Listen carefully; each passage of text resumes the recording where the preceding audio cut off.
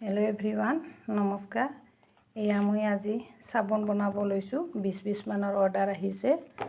যিহেতু মই homemade organic চাবোন বনাই আছোঁ, ভালেখিনি বিক্ৰী কৰি আছোঁ, অৰ্ডাৰ আহি আছে।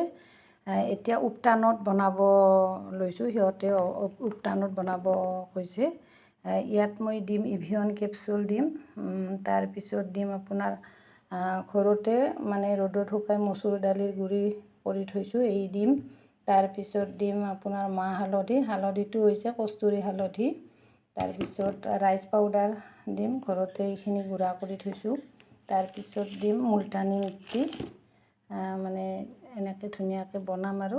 তাৰপিছত ফ্ৰেগনেন্স এটা দিম, ফ্ৰেগনেন্সটো হৈছে কোকো আলমণ্ড। তাৰপিছত ধুনীয়াকৈ বনাম, আপোনালোকে চাই থাকিবচোন। আৰু যদি আপোনালোকক লাগে তেতিয়াহ'লে মোক অৰ্ডাৰ কৰিব পাৰে। এয়া গলাই কিনে লৈ আহিলোঁ। এতিয়া ইয়াতে ফ্ৰেগনেন্সখিনি দি দিম। এয়া এতিয়া মই মলত ঢালিম।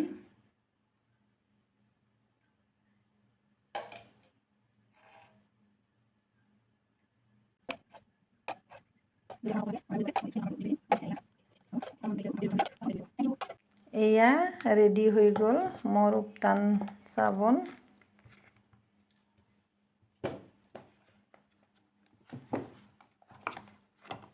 দেখিবলৈ বহুত ধুনীয়া হৈছে, চাওকচোন।